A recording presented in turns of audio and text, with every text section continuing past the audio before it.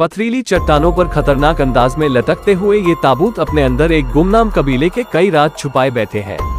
China की दूरदराज पहाड़ियों में ऐसा हैरान करने वाला मंजर देखकर मालूम होता है कि शायद ये कोई कब्रिस्तान है, एक ऐसा कब्रिस्तान जिसको वर्टिकली बनाया गया था। लेकिन सबसे बड़ा सवाल है कि आखिर क्यों? चाइना की सिचुआन और यूनान में ऐसा मंजर किसी एक चट्टान पर नहीं बल्कि यहाँ कई छोटी बड़ी चट्टानें हैं जिस पर यह हैरतअंगेज मंजर देखा जाता है।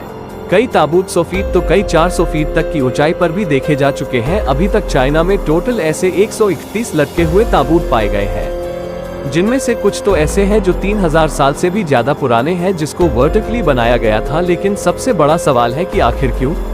लाइमस्टोन की चट्टानों पर इतनी ऊंचाई तक चढ़ना, वहां ताबूत के लिए लकड़ी के फट्टे गाड़ना और फिर कई 100 किलोग्राम वजनी ताबूत को ऊपर लेकर जाना एक ऐसा काम है जो शायद आज के मॉडर्न इक्विपमेंट की मदद से करना भी काफी चैलेंजिंग हो। तो आखिर यह काम हजारों साल पहले कैसे किया गया था? इससे भी ज्यादा इम्पोर्टेंट ये जानना है ऐसा क्यों किया गया था कि उनके पास जमीन खत्म हो गई थी, या ये लोग रहते ही पहाड़ों के अंदर रहते थे? कौन थे वो लोग और ऐसा क्या हुआ था कि आज इस टाइप का कोई अता पता नहीं है? यहाँ के लोगों का मानना है कि ये लोग लेजेंड्स थे जिनके पास उड़ने की ताकत मौजूद थी, पर क्या ये हकीकत है या फिर सिर्फ एक अफसाना? 3000 साल पहले चाइना के सिचुआन और यूनान प्रांत में बियो के नाम से एक कबीला रहता था। हिस्ट्री में हमें इस कबीले के बारे में ज्यादा कुछ तो नहीं मिलता, सिर्फ इतना मालूम है कि 1573 में आज से करीब 450 साल पहले मिंग डायनेस्टी ने चाइना पर कब्जा किया और साथ ही मिंग इंपीरियल आर्मी ने तमाम बो जनजाति के लोगों को चुन चुन कर मार डाला। बो जनजाति के लोगों की नस्ल तो खत्म हो गई और साथ ही इनसे जुड़े कई राज भी इस दुनिया से चले गए, जिनमें सबसे बड़ा राज लटकने वाले इन ताबूतों का था। सेंट्रल चाइना का ये हिस्सा हजारों मील तक छोटे बड़े पहाड़ और चट्टानों से भरा हुआ है। इनमें से ज्यादातर चट्टानें काफी रहस्यमयी है, जहां आज तक कोई नहीं जा पाया। कुछ चट्टानें जो आबादी से करीब है वहां ताबूत देखे जा सकते हैं, लेकिन उन तक पहुंचना फिर भी बहुत मुश्किल है क्योंकि यह चट्टानें आम चट्टानें नहीं बल्कि पथरीली, नुकीली और बिल्कुल सीधी चट्टानें हैं। कई ताबूत तो चट्टानों पर दूर से ही नजर आ जाते हैं। रिसर्चर ने मिलने वाले ताबूतों का सैंपल लिया तो मालूम पड़ा कि इनमें से सबसे पुराना 3000 साल पहले बनाया गया था। इसी सबूत से हमें यह मालूम पड़ा है कि बो जनजाति के लोग 3000 साल पहले भी यहाँ रहा करते थे।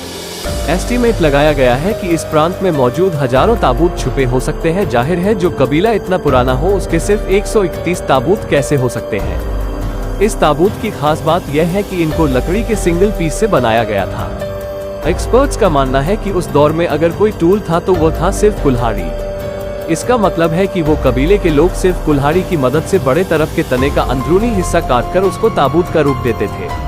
चाइना एक्सप्लोरेशन और रिसर्च सोसाइटी की तरफ से एक कैंपेन अरेंज की गई, जिसमें दुनिया भर के आर्कियोलॉजिस्ट रिसर्चर्स ने छुपे हुए इन लटके हुए ताबूत को ढूंढने का फैसला किया ताकि इस रहस्य को सुलझाया जा सके। प्रांत यूनान में एक चट्टान पर 6 ताबूत लटके थे। रिसर्चर्स ने इन तक पहुंचने का प्लान बनाए।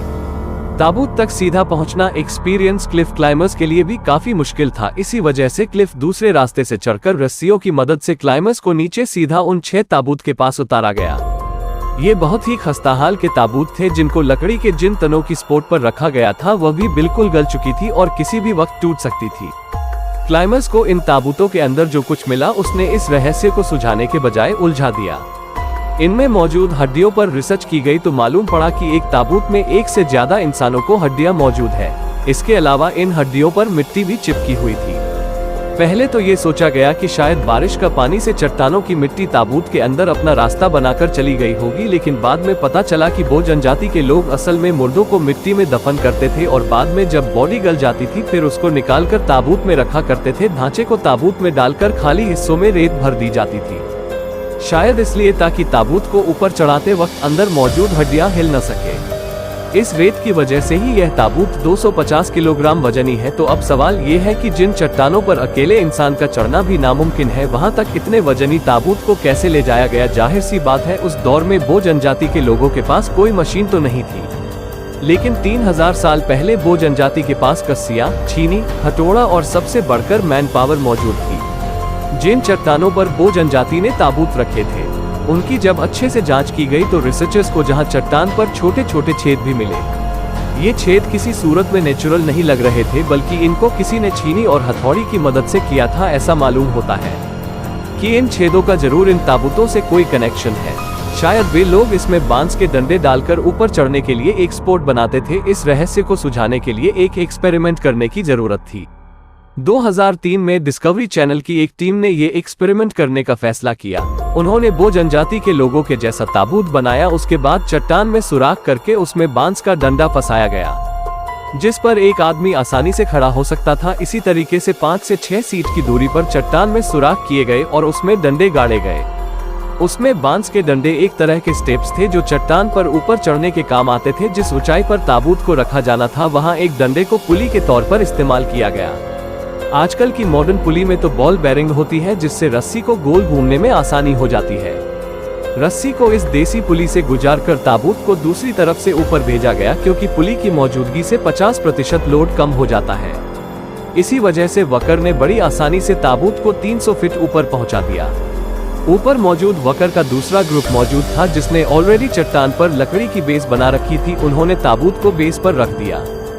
12 लोगों की शिरकत और 3 दिनों की मेहनत के बाद रिसर्चर्स का ये एक्सपेरिमेंट कामयाब हो चुका था और उनका ख्याल है बो जनजाति के लोग भी इसी तरीके से ताबूत ऊपर चढ़ाया करते थे। मिलने वाले कई ताबूतों के अंदर फाइन लिनन से बने ऐसे कपड़े भी मिले। उन कपड़ों का डिजाइन सेम टू सेम इसी तरह दिखता था। इससे ये जाहिर होता है कि बो जनजाति के लोग सिल्क वर्म कल्टीवेशन के माहिर थे। इसके अलावा ये लोग बहुत ही रिफाइंड लिनन भी बना सकते थे। इसी रिसर्च के दौरान एक्सपर्ट्स को बो जनजाति से जुड़ा बहुत ही मजेदार सबूत मिला। जो कपड़े हजारों साल पहले बो जनजाति बनाकर ताबूत में रखा करते थे, बिल्कुल इसी तरह के कपड़े आज भी चाइना के ग्रामीण क्षेत्रों में बनाए जाते हैं। यह इस बात की निशानी है कि मिंग डायनेस्टी में मारे जाने वाले बो जनजाति के लोगों की पूरी नस्ल खत्म नहीं हुई थी, बल्कि कुछ लोग तब जिंदा बचने में कामयाब हो गए थे। बच जाने वाले लोग अब कहाँ हैं और वो अब अपने एल्डर्स की ट्रेडिशनल को पूरा क्यों नहीं कर रहा, ये भी एक अलग रहस्य है। सिचोन यूनिवर्सिटी से ताल्लुक रखने वाले प्रोफेसर लिन शियांग है, जिन्होंने अपनी जिंदगी के 30 साल इन हैंगिंग कॉफिन्स पर रिसर्च करके गुजारे हैं। उनका कहना है कि ताबूतों को पथरीली चट्टानों पर रखने के 2 कारण हो सकते हैं। पहला ये कि जितना ऊंचाई पर होगा उतना जल्दी मुर्दे को जन्नत तक पहुंचा पाएगा। दूसरा कारण काफी प्रैक्टिकल है। बो जनजाति के लोग अपने प्यारों की बॉडी को जंगली जानवरों और दुश्मनों से बचाना चाहता था और चट्टानों के बीच में लटकाने से कॉफिन्स तक पहुंचना करीब नामुमकिन ही है।